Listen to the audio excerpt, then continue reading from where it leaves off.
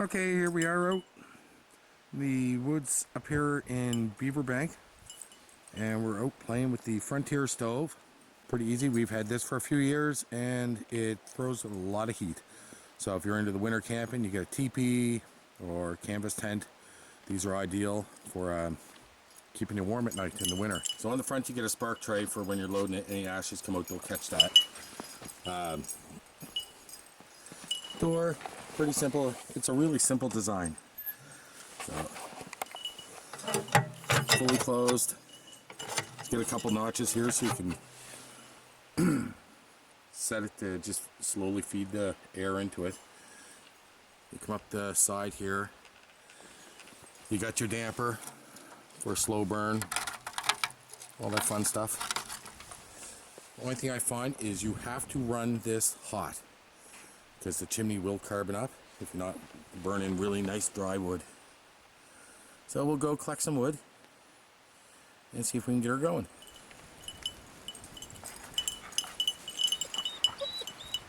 Well, Sunday morning, around 10 o'clock.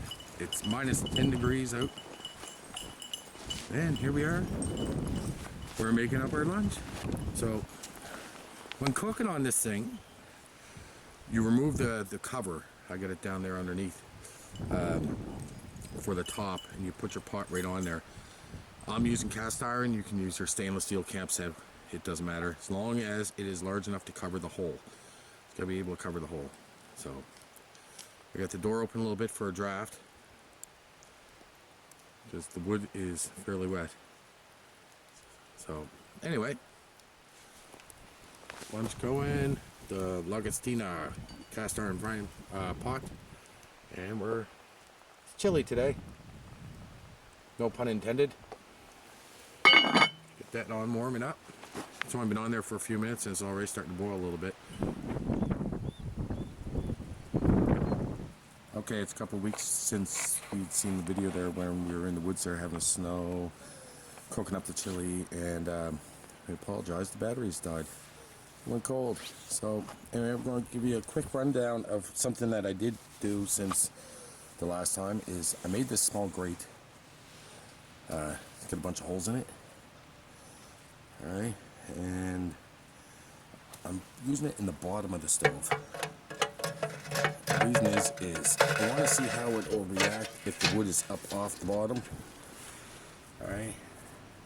And get some airflow underneath the fire in that too. I want to see how hot I can get this thing going. Alright, so we'll give this a go and see what happens.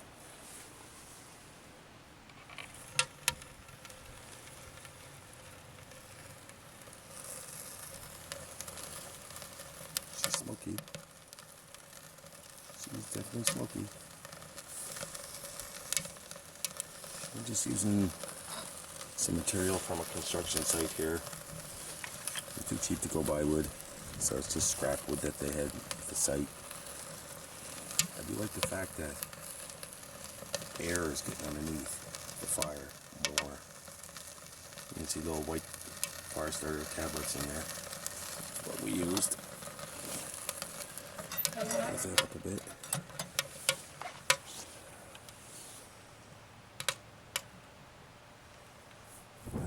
Once the chimney heats up, it should create enough of a draw that you won't get smoke coming out the door. At least in theory, that's what it's supposed to do.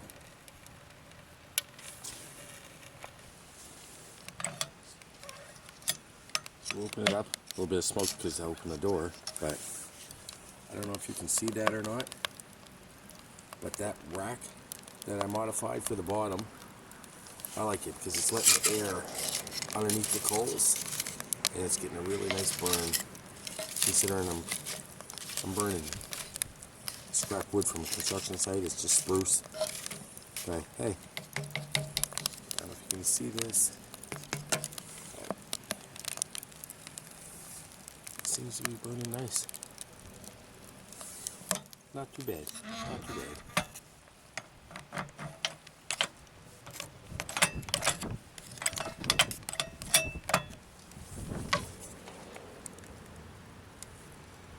So there it is. That's my first real burn in the Frontier stove.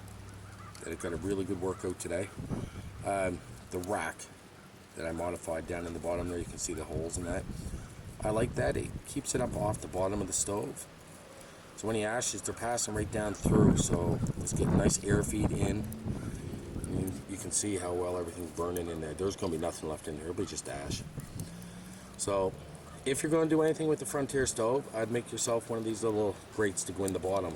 Just keep it off the belly of the pan. Some stoves, they say you should put sand in the bottom or dirt also, just so you don't burn the bellies of these out over years of use.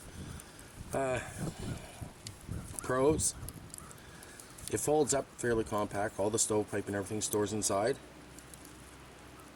And it throws a ton of heat for being outside. I'm really curious this winter how it'll work in a hot tent.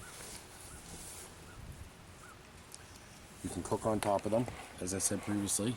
Just take that disc out and put your pan right above where the fire is. So as long as your pot or pan can cover that hole, you're all good.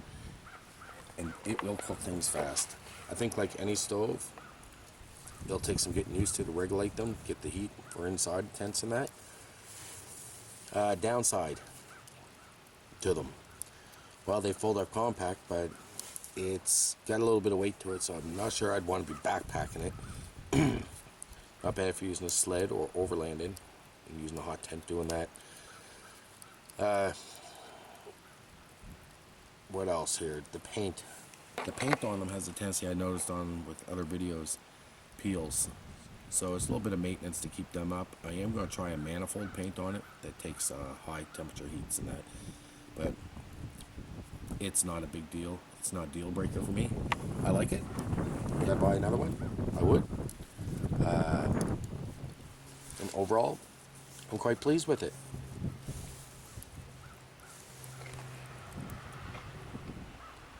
That's the Frontier stove from above. And people talk about burning clean.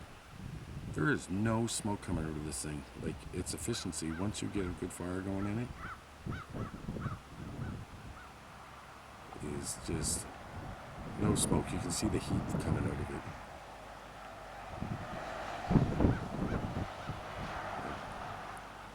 Very pleased.